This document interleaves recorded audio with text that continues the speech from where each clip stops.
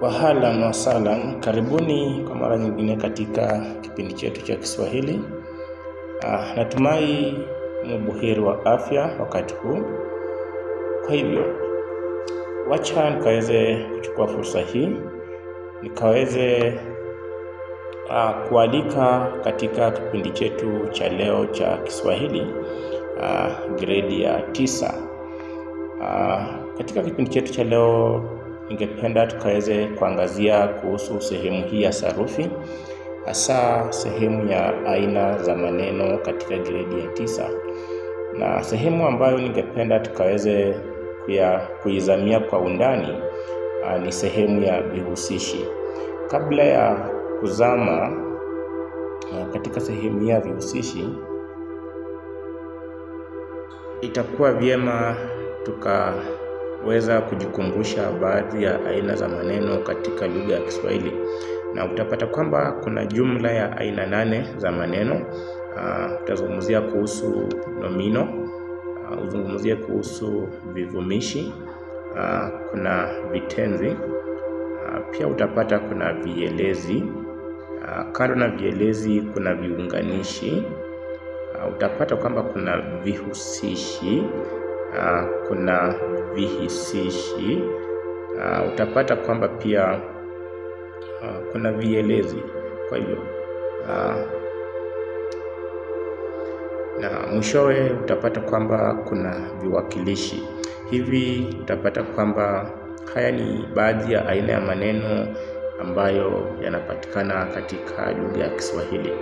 Kwa hivyo kipindi chetu tutazamia kwa undani sehemu hii ya vihusishi. Yaani vyema tuanze kwa kufahamu kihusishi ni nini. Kumbuka, kwa umoja ni kihusishi, kwa wingi ni vihusishi. Kwa hivyo itakuwa vyema iwapo mwanafunzi atafahamu maana ya kihusishi. Kwa hivyo kihusishi ni neno au fungu la maneno linaloonyesha uhusiano baina ya kitu na kingine, uhusiano baina ya mtu na mwingine, na pia uhusiano uliopo kati ya hali na hali au mahali na mahali, tukio na tukio, au dhana na ile dhana nyingine.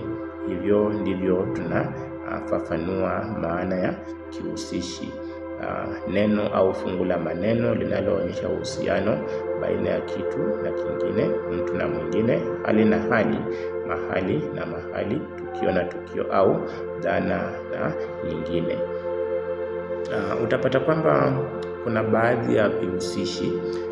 Hapa tunazungumzia kuhusu mifano ya vihusishi, na utapata kwamba baadhi ya mifano ambazo tutakuwa tunaangazia ni kama vihusishi vya mahali, kuna vihusishi vya wakati, kuna vihusishi vya sababu, vihusishi vilinganishi, kuna pia vihusishi vya unganifu, na kuna vihusishi vya na. Hivi ni baadhi ya vihusishi ambavyo tutaviangazia katika kipindi chetu cha leo. Kwa hivyo kaa kitako tukaweze kuzama sasa, na tutaanza na kihusishi cha kwanza ambacho ni kihusishi cha mahali au vihusishi vya mahali. Kwa hivyo mara nyingi tunapozungumzia vihusishi vya mahali, ni vihusishi ambavyo hutumika kuonyesha uhusiano wa kitu au mtu na mahali alipo. Kwa mfano, utapata kwamba sentensi kama mzee yuko kando ya barabara, kuna uhusiano uliopo kati ya huyu mzee na barabara ambayo ni mahali. Kwa hivyo utapata kwamba maneno kando yametumika kuonyesha ujirani wa mzee na barabara. Na mifano zaidi ya vihusishi vya mahali ni kama mbele ya, nje ya, katikati ya, pembeni mwa, nyuma ya, ufuoni pa, baina ya, mbali na, karibu na, mkabala na. Hivi ni baadhi ya vihusishi vya mahali. Twende kwa vihusishi vya wakati. Na hivi ni vihusishi ambavyo hufanya kazi gani? Tunapata kwamba vihusishi vya wakati mara nyingi hutumiwa kuhusisha kitendo na wakati ambapo kitendo hicho kilitendeka. Kuhusisha kitendo na wakati ambapo kitendo hicho kilitendeka. Hapa tunaangazia kuhusu sasa uhusiano uliopo kati ya kitendo na wakati. Nakumbuka kitendo ni vitenzi. Kwa hivyo mfano wa sentensi, baba atafanya kazi hadi jioni. Kwa hivyo katika sentensi hii kuna kitendo atafanya na kuna wakati jioni. Kwa hivyo atafanya nini? Atafanya kazi wakati gani? Jioni. Kwa hivyo kati ya atafanya kazi na jioni kuna pale neno ambalo linavihusisha maneno haya mawili kwa pamoja, na neno hilo ni hadi. Kwa hivyo utapata kwamba neno hadi ni kihusishi cha wakati kinachohusisha atafanya kazi na jioni, ambapo jioni ni wakati. Na baadhi ya vihusishi vya wakati kama kabla ya, baada ya, tangu, mpaka. Hivi ni baadhi ya vihusishi vya wakati na vingine vingi. Tuende kwa kihusishi cha unganifu. Kihusishi cha unganifu, na kihusishi cha unganifu huundwa kwa ya uhusiano. Na mfano, gari la baba limeoshwa. Gari la baba limeoshwa. Utapata kwamba neno la ni kihusishi cha unganifu, na vihusishi hivi mara nyingi huleta dhana zifuatazo. Dhana ya kwanza, huonyesha umilikaji. Vihusishi vya unganifu huonyesha umilikaji. Mfano, mtoto wa mwalimu amewasili. Mtoto wa mwalimu amewasili. Neno wa lina kihusishi cha unganifu ambacho kinaonyesha umilikaji wa huyu mwalimu. Anamiliki nani? Mtoto. Kwa hiyo mtoto anamilikiwa na mwalimu. Dhana ya pili, kuonyesha aina au sampuli ya kitu. Kuonyesha aina au sampuli ya kitu. Kwa mfano, nyumba ya udongo imejengwa. Hii nyumba ni nyumba ya aina gani? Kwa hivyo inatuonyesha kwamba sampuli ya hii nyumba ni ya udongo. Kwa hivyo neno ya limetumika kuonyesha uhusiano uliopo wa unganifu.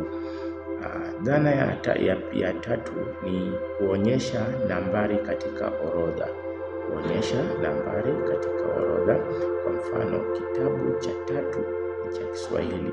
Kitabu cha tatu ni cha Kiswahili. Kwa hivyo neno cha linaonyesha orodha ya hicho kitabu.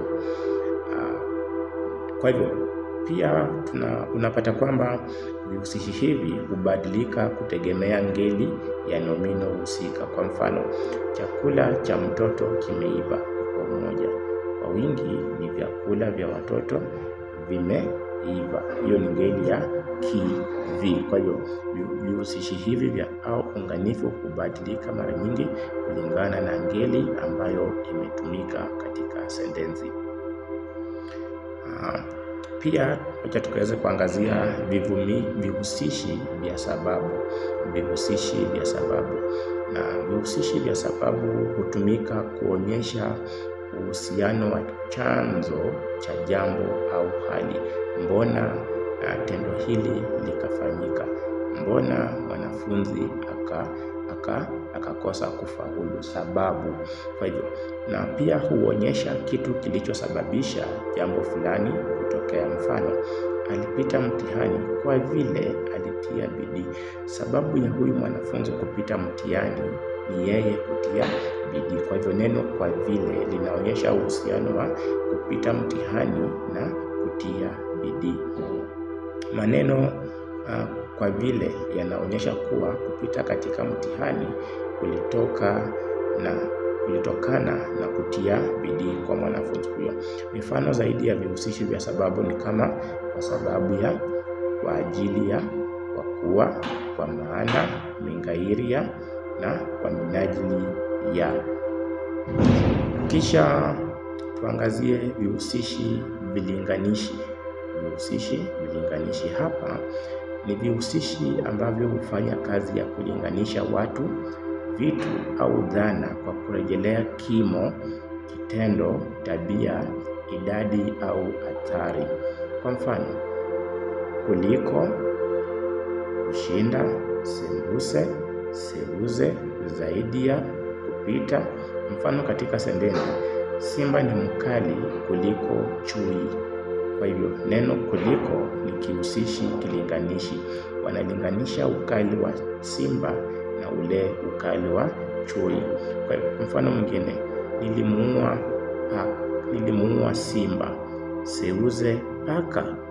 Nilimuua simba, seuze paka. Kwa hivyo hivi ni vihusishi vilinganishi. Na kihusishi cha mwisho ni kihusishi na. Kihusishi na tunapata kwamba vihusishi hivi huonyesha uhusiano baina ya kitendo na mtendaji wa kitendo hicho. Uhusiano uliopo baina ya kitendo na mtendaji wa kitendo hicho. Kwa mfano, walipewa msaada na wahisani. Walipewa msaada na wahisani. Na inaonyesha uhusiano uliopo kati ya msaada na wale ambao walitoa huo msaada ambao ni wahisani. Pia imetumia kihusishi na kuonyesha uhusiano kati ya kitendo, kutoa msaada, na mtendaji ambao ni wahisani. Kwa hivyo hivi ndivyo vihusishi ambavyo tofauti tukaweze kufahamu katika gredi ya 9 tunaporejelea baadhi ya aina za maneno katika gredi hiyo lengwa.